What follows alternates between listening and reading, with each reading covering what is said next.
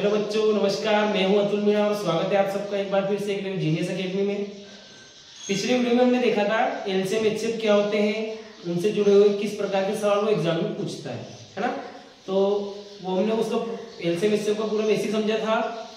अब हम उसी चैप्टर से जुड़े हुए कुछ क्वेश्चन आपके सामने लेके आए कि जिस प्रकार के क्वेश्चन वो एग्जाम में पूछता है ना, या पिछले एग्जाम में उसने पूछ रखे हैं, उस टाइप के क्वेश्चन हम आपके सामने लेके आए हैं ताकि आप भी इन सब सवाल को समझ सको किस प्रकार से इनको सोल्व किया जाता है। और अगर एग्जाम में इनसे जुड़े क्वेश्चन आपसे वापस पूछे तो आप इनको आसानी से सोल्व कर सको। ठीक है, तो ये देखते हैं कि किस प्रकार के क्वेश्चन वो इस चैप्टर से हमसे पूछता है। सबसे पहले जैसे उसने पूछ रखा है कि एलसीएम एचसीएफ मतलब एलसीएम ज्ञात करना है, लघुत्तम समापवर्ती यानी कि एलसीएम। तो आपको कोई सी भी संख्या दे सकता है और पूछ सकता है कि इनका एलसीएम ज्ञात करो, या फिर संख्या दे सकता है, दोनों में एलसीएम है। फिर इसमें पूछ रखा है कि संख्या दे रखी है, बोल रखा है कि महत्तम समापवर्ती यानी कि एचसीएफ ज्ञात करो। ठीक है, और फिर एक घात वाला जो होता है, इस टाइप के क्वेश्चन भी कभी-कभी वो पूछता है आपसे कि एलसीएम भी पूछ सकता है और एचसीएफ भी पूछ सकता है। तो मैं इन सब हर टाइप का एक क्वेश्चन लेके आए यहाँ पे, जिस टाइप के सूत्र हमने आपको लिखाए थे, और जो बचा होगा वो अगले वीडियो में हम बताएंगे। ठीक है, तो देखते हैं पहला क्वेश्चन से कि किस प्रकार से एग्जाम में पूछता है और किस प्रकार से इनको सोल्व किया जाता है। ठीक है, तो सबसे पहला क्वेश्चन क्या हमारा, लघुत्तम समापवर्ती क्या है, कौन कौन सी संख्याएं हैं। तो हमारे पास है क्वेश्चन नंबर 1, देखते हैं। उसमें दे रखा है कि एक तो दी हमें 12, दूसरी है 15, तीसरी संख्या है 18। इसका हमें क्या ज्ञात करना है, एलसीएम। और एलसीएम ज्ञात करना है तो एलसीएम में हमने आपको कौन सी विधि बताई थी कि एलसीएम किस प्रकार से ज्ञात किया जाता है। तो एलसीएम की विधि बताई थी मैंने आपको, गुणनखंड विधि। गुणनखंड विधि, ठीक है, ये सबसे आसान विधि है इसकी, जिसकी वजह से आप इसका एलसीएम ज्ञात कर सकते हो। तो देखते हैं कैसे, जैसे कि 12, 15 और 18, इनका एलसीएम ज्ञात करना है। तो सबसे पहले देखेंगे यहाँ पे कि गुणनखंड विधि में क्या करते हैं। तो गुणनखंड विधि में आपको ये देखना है कि किसकी गुणनखंड है ऊपर, किसकी संख्या में आ रहा है, किस संख्या की टेबल में ये संख्या आएगी। तो हमें पता है कि जो भी सम संख्या रहती है वो सब किसके बारे में आती है, 2 के। तो जब तक सम हो 2 से डिवाइड करेंगे, उसके बाद हम दूसरी संख्या को ट्राई करेंगे। तो देखते हैं, 2 से जाएगा, 2 के बारे में 12 के बारे में आएगा 6 बार में। और अगर ये विषम संख्या है मतलब ये 2 के बारे में नहीं आएगी तो 2 से पूरी तरह विभाजित नहीं होगी, तो उसको हम ऐसे उतार देंगे, 15 का 15, फिर 2 9 18। फिर आगे देखते हैं, फिर 2 से, क्योंकि इसमें अभी तक सम संख्या है, जब तक भी सम संख्या बचे आप 2 को ले सकते हो। इसलिए 2 3 6, 15 2 के बारे में नहीं आएगा तो 15 का 15 आ जाएगा, और 9 भी 2 के बारे में नहीं आएगा क्योंकि ये भी विषम है, तो 9 भी ऐसे ही आ जाएगा। उसके बाद क्या इन तीनों में कोई सम संख्या बची है हमारे पास, नहीं, तो इन तीनों में से कोई सी भी संख्या नहीं है 2 के बारे में आएगी। तो फिर आपको यहाँ पे 2 नहीं लिखना है, ठीक है, ये गलत हो जाएगा।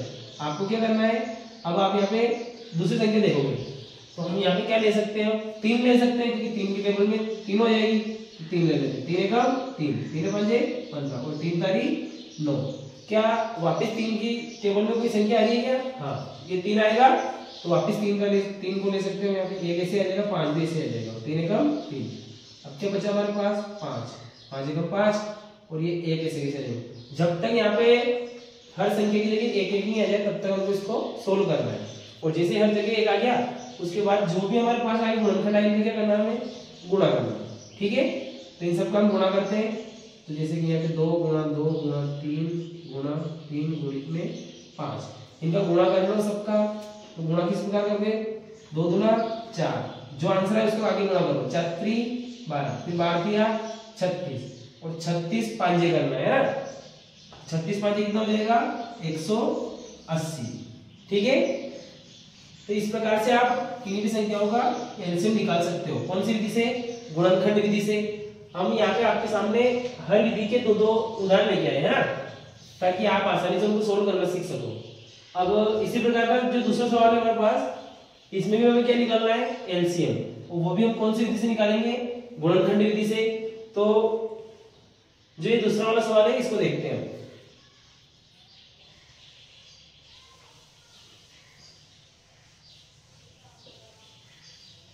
अब इसमें भी हमारे पास जैसे कि यहाँ पे 12 था 15 था, 12 और 15 यहाँ पर भी है, इसमें उसमें अलग से क्या ऐड किया, एक तो 21 आ गया, 36 और 48। तो इसको देखते हैं 12, 21, 36 और एक और क्या आई 48। हमें इसका इन सबका क्या निकालना है एलसीएम। तो वापस गुणनखंड विधि से सोल्व करेंगे इसको।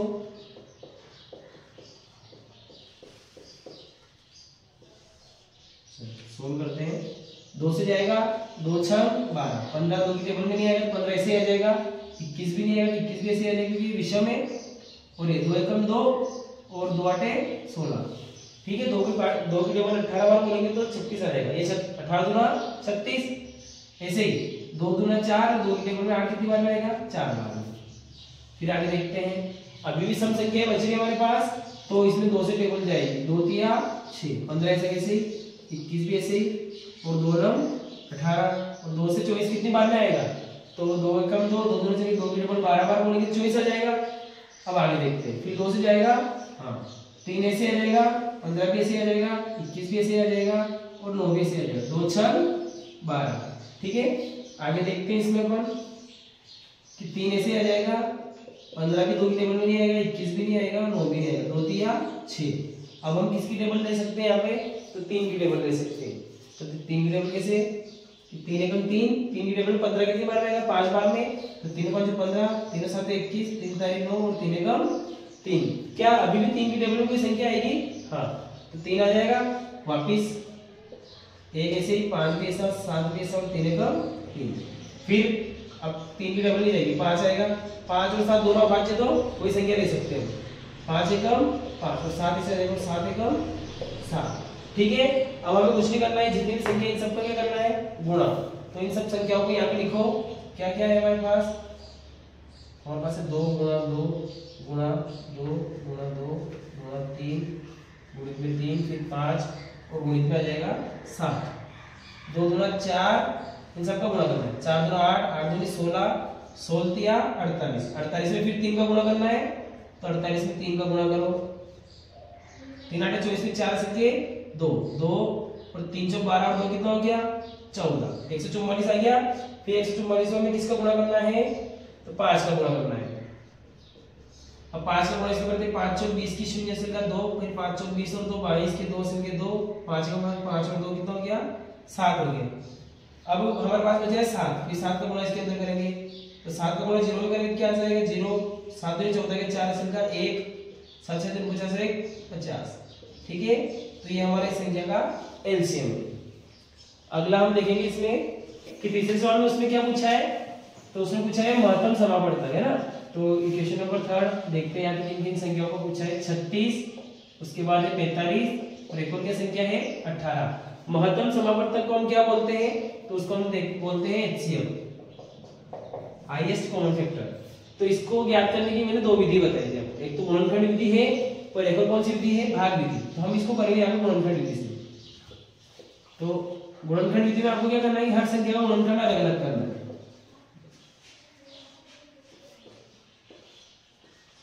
देखो ये सम है और इसमें आपको ये ध्यान रखना है कि अभाज्य गुणनखंड करना है हमेशा, ठीक है। अभाज्य संख्या से यही गुणनखंड करना है कि जो भी यहाँ भाग दोगे तो अभाज्य संख्या लिखना है हमेशा। तो 2 से 2 एकम 2, 1 बचेगा 2 8 16, फिर 2 9 18, फिर क्या हो जाएगा 2 से भी जाएगा 3 से जाएगा, 3 तारीख 9 और 3 एकम 3। 2 से क्यों नहीं जाएगा, क्योंकि विषम संख्या आ गई है ना, इसे पहले विषम है यानी 2 से तो विभाजित नहीं कर सकते अपन इसको, तो 3 से ले लेंगे, 3 एकम 3, 1 बचेगा 3 5 15, फिर 3 5 15 और 5 एकम 5, ठीक है। फिर आगे देखते हैं अगली संख्या क्या बोली उसने 18, 18 2 से जाएगा इसमें क्योंकि सम है, 2 9 18, फिर 3 तारीख 9 और 3 एकम 3, ठीक है। अब इनमें हम लोग क्या करना है कि इनमें से कॉमन फैक्टर क्या आएगा, है ना। तो कॉमन गुणनखंड क्या आ रहा है, इसमें से यहाँ 3 है, यहाँ पे भी 3 है और यहाँ पर भी 3 है, ठीक है। एक तो 3 आ गया अपना, और फिर एक और बार 3 है, यहाँ पर भी 2 बार 3 है और यहाँ पे भी 2 बार 3 है। तो हमारे कॉमन फैक्टर क्या आ गए, 2 बार 3 यहाँ पर भी है, 2 बार यहाँ पर भी और यहाँ पर भी है। तो हम इसको ऐसे लिख के कर सकते हैं, 36 लिखा, 43 लिखा और 18 लिखा। ये देखते हैं 36 का क्या गुणनखंड है आपके पास, 2 गुणा 2 गुणा 3 गुणित 3, फिर 45 का क्या है 3 गुणित 3 गुणित 5 और 18 क्या है 2 गुणित 3 गुणित 3। तो एक तो गुणनखंड आएगा 3 3 3, सब जगह तीनों लाइन में 3 मिल गया, हर लाइन में मिलना चाहिए ना। फिर ये 3 3 और 3, तो हमारा 3 के जोड़े बना हमारे पास 2 बार, तो 3 को 2 बार गुणा कर दो, 3 तारी 9, तो हमारा एचसीएफ क्या आ गया इसका 9। ठीक है, समझ में आया आपको?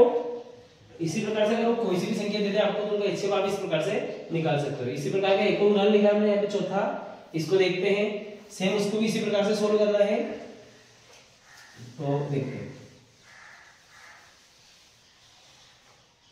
छोटे प्रश्न में इसमें क्या बोला है कि 180, 216 और 288 का एचसीएफ है ना। तो 180 को सोल्व करो, फिर यहाँ पे 216 और फिर 288 है ना। तो यहाँ देखेंगे कि 2 से ये सम है, जो सम संख्या रहती है सब कैसे विभाजित होती है 2 से। देखो सम की तो हमने संख्या पद्धति वाले वीडियो में देखा था कि सम संख्या कैसे पता चलता है कि उसको इकाई क्या होना चाहिए, 0 2 4 6 या 8, तो वो सम रहेगी। तो 2 9 18 0 से कैसे जाएगा, फिर 2 से जाएगा, 2 के बारे में 9 नहीं अगर उससे छोटा ले लो, 2 चौक 8, फिर एक बचेगा यहाँ पे, फिर 10 बन गया, 2 5 10। अब ये विषम हो गई है और विषम संख्या 2 के पाड़े में नहीं आती है, तो अगर आपको पता करना है कि किसके पाड़े में आती है तो आप यहाँ पे विभाजन के नियम का यूज भी कर सकते हो कि 45 किसके पाड़े में आता है। छोटी से छोटी लेना है, जैसे 5 में 45 आ रहा है, और देखो 3 के पाड़े में भी आ रहा है, तो 5 से भी दे सकते हो, 3 से भी दे सकते हो। तो 3 से ले लो, 3 एकम 3, फिर एक बचेगा 3 5 15, ऐसे ही फिर 3 से जाएगा, 3 5 15 और 5 एकम 5, ये 180 के गुणनखंड आ गए। अब अगली संख्या हमारे पास है 216, 216 2 से जाएगा इसमें, 2 एकम 2। अब जब आप यहाँ पे भाग दो तो 2 8 16 नहीं करना डायरेक्ट, ध्यान रखना है कि जहाँ बीच में छोटी संख्या आ गई है 2 से, तो यहाँ पे क्या होगा, भाग जाएगा उसकी क्या होगी 0, फिर 2 8 16, फिर आगे देखते हैं 2 5 10, 2 दूनी 2 चौक 8, फिर 2 से जाएगा, फिर सम है 2 के बारे में 5 नहीं अगर क्या करोगे, छोटा ले लो, 2 दूना 4 एक करके 2 7 14, फिर विषम संख्या हो गई। अब किस संख्या को भाग दे सकते हो, तो 3 से, 3 तारीख 3 9 27 और फिर 3 तारीख 9 और 3 एकम 3। ठीक है, फिर आगे देखते हैं यहाँ पे। अब इसमें पूछा है 288, अब 288 ये भी सम संख्या है, 2 से जाएगी, 2 एकम 2, 2 चौक 8, 2 चौक 8, फिर सम है वापस 2 से विभाजित हो जाएगी, फिर यहाँ हो जाएगा 2 7 14, 2 दूनी 4, फिर 2 से विभाजित हो जाएगी क्योंकि ये भी सम है, अभी भी सम है तो 2 से विभाजित करो। 2 के बारे में 7 में अगर क्या करोगे आप, छोटी संख्या ले लो, तो छोटी संख्या है इससे छोटी क्या आएगी, 2 के बारे में 6, तो 2 दिया 6, एक बचेगा 2 6 12। अब आगे देखते हैं इसमें कि 2 के बारे में 36 आता है या नहीं, तो देखते हैं 2 एकम 2, एक इधर बचा, 2 8 16 हो गया, फिर 2 से आ जाएगा 2 9 18 और फिर 3 तारीख 9 और 3 एकम 3। ठीक है, अब हम देखेंगे कि इसमें कॉमन गुणनखंड क्या है ना, कि इन सभी की बीच में कॉमन गुणनखंड कौन कौन से हैं। यहाँ देखते हैं 180 की गुणनखंड क्या क्या है हमारे पास, फिर 216 और 288।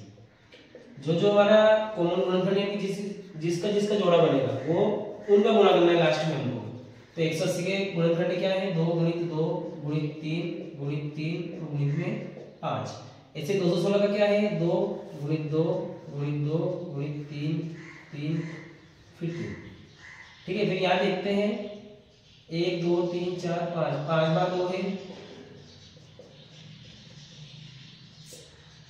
फिर गुणित में 3 गुणित 3। तो अब देखते हैं किस किस का गुणनखंड, मतलब कौन कौन से गुणनखंड मिल गया। एक तो सब तीनों लाइन में 2 है, एक और बार 2 है तीनों के अंदर। अब यहाँ पे 3 आ गया, 2 नहीं बचा, तो इन 2 का जोड़ा नहीं बना सकते। ऐसा नहीं करना है कि तुम इधर तीनों का जोड़ा बना दो, है ना। तो उसके बाद अब यहाँ देखते हैं, यहाँ 3 है, यहाँ 3 है, यहाँ पे भी 3, ये 3 ये 3 और ये 3, 3 का बन गया। फिर एक और बार 3 है, यहाँ पे भी 3 है और यहाँ पे भी 3 है। अब किसी का जोड़ा नहीं बनेगा, तो किस किस का बना हमारे पास, 2 गुणा 2, फिर 2 बार 3 का भी बना है, उनका गुणा कर लो। 2 दूनी 4, 4 3 12, 12 किया कितना हो जाएगा 36, ये आंसर आएगा हमारे पास। ठीक है, इस प्रकार से वो आपसे किन्हीं भी संख्याओं के अगर पूछे तो आप आसानी से सोल्व कर सकते हो। ठीक है, अब इस प्रकार से किन्हीं भी संख्याओं के एचसीएफ भी कर सकते हो। अब हम अगला सवाल देखेंगे जिसमें उसने घात के रूप में पूछ रखा है। अगर वो इस प्रकार से आपसे घात वाले सवाल पूछ ले कि जिनका लहस या महस ज्ञात करना हो, किस प्रकार से ज्ञात कर सकते हैं, है ना। तो हमको एक तो ये बात याद रखनी है कि जब भी ऐसे घात वाले सवाल पूछे हो तो अगर एलसीएम पूछे तो क्या करोगे और एचसीएम पूछे तो क्या करोगे? तो देखते हैं कि एलसीएम वाले में आपको याद रखना है, जैसे मैं यह सवाल लिख देता हूँ पहले कि 2 की घात 3 गुणा 3 की घात 3 गुणा 5 की घात 2, पहला क्वेश्चन ये है। फिर दूसरे में क्या बोला उसने? 2 की घात 2 गुणा 3 की घात 4 गुणा 5 गुणा 7। फिर अगला क्या बोला उसने? 2 गुणा 3 की घात 5 गुणा 7 की घात 9। अब इसमें आपको ऐसा करना है कि कोई सी भी संख्या उसकी सबसे बड़ी घात है ना उसको लिखो बस, और बाकी जो बाद में जो शेष बचे उसको लिख देंगे। तो तीनों कोष्टक में क्या 2 है क्या? हाँ है। यहाँ पर भी 2 है, यहाँ पर भी 2 है और यहाँ पर भी 2 है। तो इनमें 2 की सबसे बड़ी घात कौन सी है? 2 की घात 3 है, तो बाकी जो बचेगा उनको छोड़ दो और जो सबसे बड़ी घात है उसको उतार दो। तो 2 की घात 3 यहाँ पे आ गया, बाकी इसको और इसको छोड़ दो। उसके बाद देखते हैं, इसके बाद आ रहा है 3, क्या 3 सबके अंदर है? हाँ। तो उसमें 3 की घात सबसे बड़ी कौन सी? ये एलसीएम वाले में कौन सा वाला ये? एलसीएम वाले में सबसे बड़ी घात देखते हैं और एचसीएम वाले में सबसे छोटी घात देखते हैं, ये याद रखना है आपको बस, है ना। तो फिर 3 की घात सबसे बड़ी कौन सी है? 3 की घात 3, 3 की घात 4, 3 की घात 5। तो सबसे बड़ी कौन सी हुई? तो सबसे बड़ी होगी 3 की घात 5, ठीक है, गुणा। फिर यहाँ आ गया 5 की घात कुछ नहीं है यहाँ पे, यहाँ 5 की घात 2 है और यहाँ पर 5 है ही नहीं, लेकिन मैंने क्या बोला? जो भी घात बड़ी रहेगी उसको लिखना है। 5 लिखो, 5 की घात 2 लिखी। फिर उसके बाद हमारे पास क्या बचा? यह 7 बचा और यह 7 की घात 9 बचा। तो बड़ी कौन है? 7 की घात 9, ये 7 की घात 9, ठीक है। ये हमारा इसका क्या आ गया? एलसीएम। इस प्रकार से आप निकाल सकते हो। अगर इनके अलावा कोई सी अलग से संख्या बच जाती कोई सी भी, तो आप उसमें क्या कर सकते थे कि उनमें जो भी बिना घात वाली बचती है, ऐसा होता है कि बाकी किसी में नहीं वो अकेली बच जाती है, तो उनको आपको यहाँ लिखना होता है। लेकिन इसमें कोई संख्या बची नहीं अब, तो ये इसका आंसर है, ठीक है। इसी प्रकार से छठा क्वेश्चन भी है, इसको भी हम यही देख लेते हैं। छठे प्रश्न में उसने क्या पूछा है? छठे प्रश्न में पूछा उसने 2 की घात 3 गुणा 3 गुणित 5 की घात 2 गुणित 7। उसके बाद उसने पूछा है 2 की घात 4 गुणित 3 की घात 2 गुणित 5 गुणित 7 की घात 2 गुणित 11। और गुणित में उसने क्या पूछा है? 2 गुणित 3 की घात 2 और गुणित में आ जाएगा 5 की घात 4, ठीक है। इसमें भी उसने क्या पूछा हमसे? एलसीएम पूछ रहा है वो। अगर वो इसमें भी एलसीएम पूछ रहा है तो आप किस प्रकार से सोल्व कर सकते हो? देखना कि जैसे उसने पूछा कि सबसे बड़ी घात वाला देखना है मेरे को। सबसे पहले एलसीएम में क्या करते हैं? सबसे बड़ी घात वाला देखते हैं। तो यहाँ 2 की घात 3 है, या 2 की घात 4 है और या 2 की घात 1 है ना। तो सबसे बड़ी घात कौन सी है? 2 की घात 4, ये देखो यहाँ पे 2 की घात 4 गुणित उसके बाद 3। तो इसमें 3 की घात 1 है, या 3 की घात 2 है और यहाँ पे 3 की घात 2 है। तो हमारा एलसीएम क्या हो जाएगा इनमें? 3 की घात 2 गुणित यहाँ 5 की घात 2 है, यहाँ 5 की घात 1 है और यहाँ पे 5 की घात कितना है? 4। तो आंसर क्या आ जाएगा इसमें? 5 की घात 4 गुणित। अब यहाँ बचा 7, या 7 की घात 2 बचा, इसमें 7 है ही नहीं है, तो 7 की घात क्या रहेगी मेरे पास? 2 आ जाएगी गुणित। अब हमारे पास अलग से कौन सी संख्या बची है? 11 बचा है, तो 11 को ऐसे लिख लो, ठीक है। समझ में आया आपको? इस प्रकार से आप इन संख्याओं का एलसीएम निकाल सकते हो, ठीक है। अब अगला देखते हैं, इसी प्रकार का अगर सवाल दे दे वो और बोले कि एचसीएफ निकालो, तो एचसीएफ किस प्रकार से निकालोगे? तो 7वां प्रश्न देखते हैं जिसमें उसने एचसीएफ पूछा हमसे, है ना। अब एचसीएफ वाले में आपको कुछ नहीं करना है, बहुत आसान है कि क्वेश्चन नंबर 7 इसमें आपको सबसे छोटी घात देखनी है।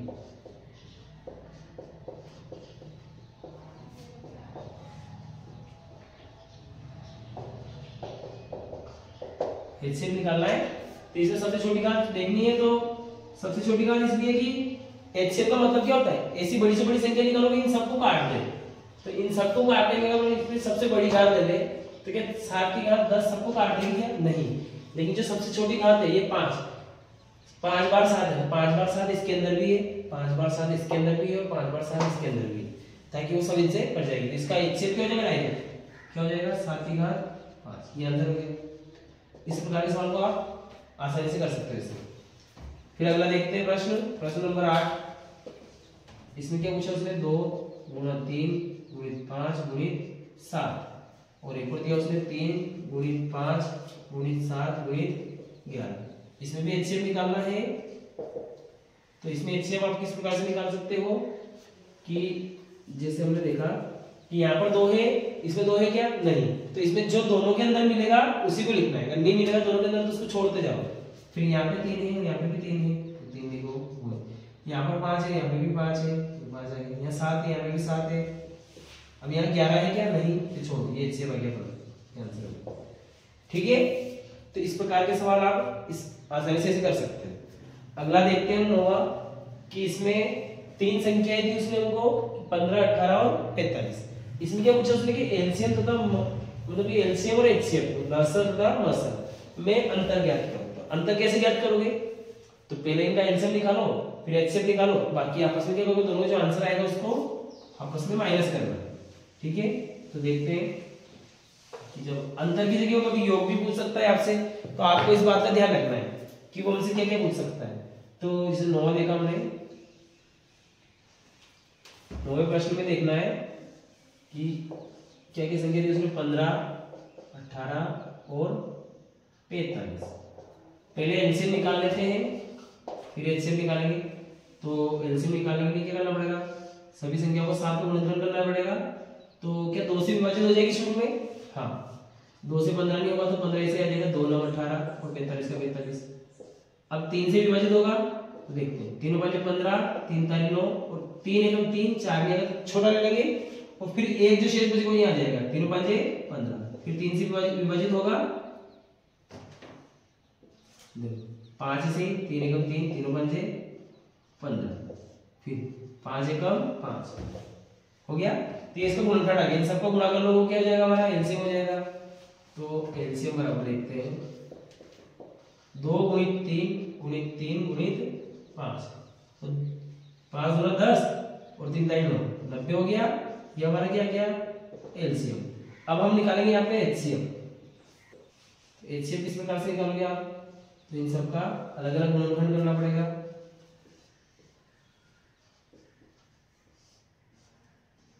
देखो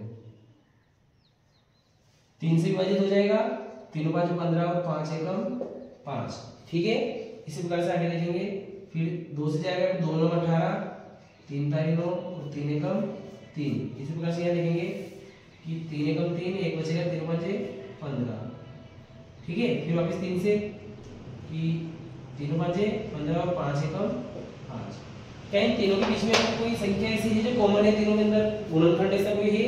हाँ, ये यहाँ पे 3 है। देखो यहाँ पर 3 है, यहाँ पर भी 3 है और यहाँ पर भी 3 है। तीनों के अंदर कौन सा गुणनखंड कॉमन है?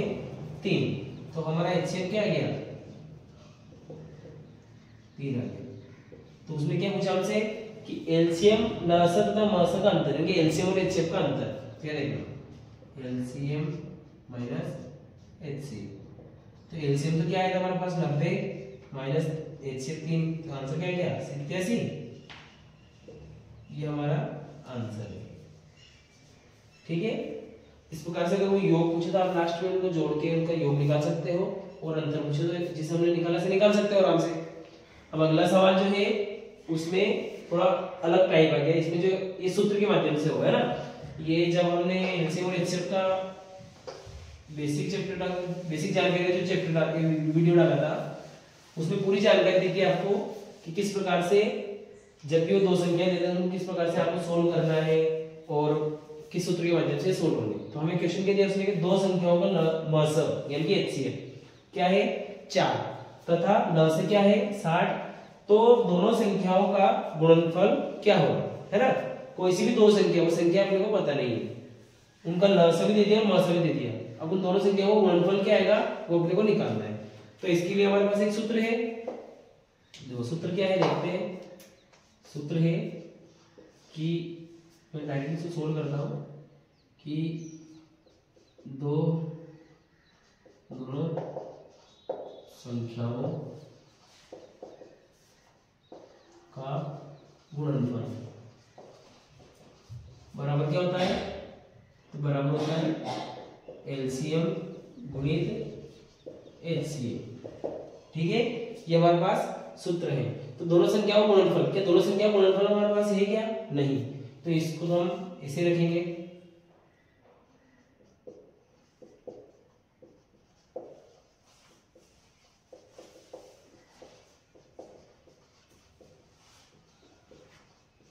और लस क्या दिया हमको उसमें? तो लस दिया उसने 60 गुणित HCF की मस क्या दिया उसने?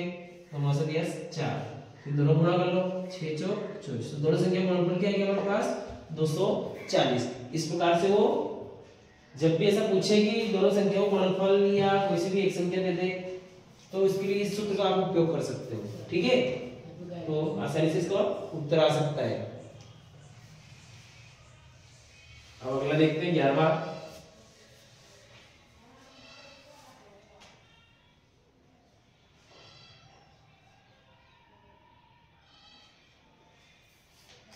क्वेश्चन क्या है? 11 में उसने सेम इसी प्रकार का सवाल दिया है कि दो संख्याओं का लस और मस क्रमशः क्या है? मतलब लस तो क्या है? लघुत्तम 180 और मस क्या है? 3। यदि एक संख्या 45 है, कोई सी भी एक संख्या 45 है, तो दूसरी संख्या क्या होगी? सेम इसी प्रकार का है, लेकिन उसने क्या किया इस बार की एक संख्या और दे दी अपने को। तो उसमें आप क्या कर देंगे? तो उसमें आपको कैसे करना है? सेम यही सूत्र लगेगा, तो इसको आप इस प्रकार से लगा सकते हो। अब उसने पहली संख्या का मान अपने को पहले से दे दिया है, अब दूसरी संख्या ज्ञात करें तो आप सूत्र को किस प्रकार से लिखोगे? पहली संख्या गुणा दूसरी संख्या। ठीक है, बराबर में क्या आ जाएगा? एलसीएम गुणित HCF। तो पहली संख्या क्या है हमारे पास? पहली संख्या है 43 गुणा दूसरी संख्या ज्ञात करेंगे, तो इसको ऐसे लिख दो। एलसीएम क्या दिया उसने? 180 दिया गुणित HCF क्या दिया? 3। ठीक है, अब दूसरी संख्या का मान ज्ञात करना है, तो जो ये गुणे वाली संख्या है इसको बराबर की इधर भेजेंगे। तो गुणे वाली संख्या का पक्षांतरण करते तो कहाँ जाती है? बटे में, यानी भाग में। तो दूसरी संख्या यहाँ ऐसे आ जाएगी, और ये जो 45 से गुणेगा ये कहाँ जाएगा? बटे में। अब इसको आपको काटना है ना, जब तक ये कटे। 3 एकम 3, 3 से कट जाएगा, 3 एकम 3, 4 दिया छोटा कर लेंगे, एक बचेगा, 3 5 15, 15 आ गया हमारे पास। फिर 15 से कट जाएगा, 15 एकम 15, 18 ने उससे छोटे लेंगे, 15 एकम 15, 3 बच गया, 30 बन गया, 15 दूना। उस संख्या का मान हमारे पास में क्या आया है? 12। ठीक है, तो इसी प्रकार से अगर वो दूसरी संख्या देते हैं, बोलो पहली संख्या क्या होगी, तो इसी प्रकार से आप दूसरी का मान रखो, और जो गुणे में रहेगा उसको कहाँ भेजोगे? पक्षांतर करोगे तो बटे में जाएगा, और इसको ऐसे काटोगे तो कुछ भी आंसर आ जाएगा, वो अपना मान हो जाएगा दूसरी संख्या। दूसरी संख्या का मान हमारे पास क्या है अभी? 12। ठीक है, अगला सवाल देखते हैं।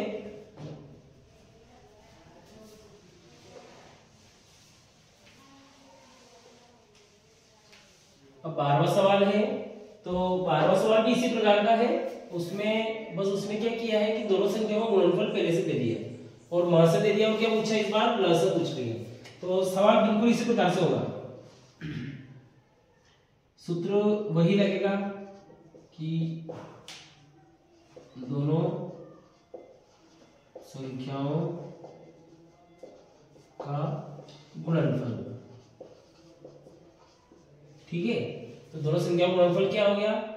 उसने मान दिया था अपने को 216, उसके बराबर में क्या आएगा हमारा? एलसीएम गुणित HCF। तो दोनों संख्या गुणनफल का मान क्या है हमारे पास? 216। तो ये 216 लिखा बराबर। एलसीएम को दिया क्या उसने? एलसीएम को उसने ज्ञात करने की बोला कि ल से ज्ञात करें, तो एलसीएम ऐसे ऐसे लिख दो। उसके बाद उसने पूछा HCF। HCF का मान दिया क्या? 6। अभी गुणे वाला 6 कहाँ जाएगा? बटे में, तो एलसीएम यहीं रह जाएगा, और 6 को उधर भेजेंगे तो बटे में चला जाएगा गुणे वाला। 6 से काटो, 6 कम 6, 6 दूनी 12, 6 3 18, तो 6 3 18 हो गया। क्या बचेगा? अब 3 बचा, हो गया 36, 6 6 36। तो एलसीएम का मान हमारे पास में क्या आ गया? 36। ठीक है, समझ में आया होगा आपको। इसी प्रकार से एक लास्ट सवाल जो बचा है वो है कि वह सबसे छोटी से छोटी संख्या निकाले जिसमें 12 16 18 से भाग देने पर प्रत्येक अवस्था में 5 शेष बचे, है ना। मतलब कि कोई सी भी संख्या दे देगा आपको, इसी प्रकार से और ये बोलेंगे ऐसी छोटी से छोटी संख्या निकालो जिसमें अपन उसका भाग, इन सब संख्याओं को भाग देना, तो सबका भाग देने पे क्या शेष बचना चाहिए 5। तो वो छोटी से छोटी संख्या कौन सी होगी। तो इस प्रकार के सवाल के लिए हमने आपको जब भी पहला वीडियो बनाया था एलसीएम एचसीएफ के ऊपर, जब हम बेसिक जानकारी दी थी या सूत्र बताए थे, उसमें बताया था कि जब भी इस टाइप का सवाल आया तो जितना भी शेष बचने की वो बोलेंगे। इसका सूत्र हमारे पास में क्या था कि मान लो ए बी सी कोई सी भी संख्या है और के शेष बचा है, तो सूत्र क्या हो जाएगा कि जो भी संख्या दे रही उनका एलसीएम और उसके उसमें क्या प्लस करना है के का मान, के यानी कि जो संख्या शेष में बचे उसका। तो इसको किस प्रकार से करोगे कि जो जो सबसे छोटी पूछी उसका मतलब भी क्या होता है, सबसे छोटी का मतलब होता है एलसीएम, है ना। तो जितनी भी संख्या दे रही उनका एलसीएम निकालो, और अगर वो सबसे बड़ी बोलता है तो उसकी जगह क्या करते हैं आप एचसीएम, ठीक है। तो लिखते हैं यहाँ पे 12, 16 और 18। आगे देखते हैं।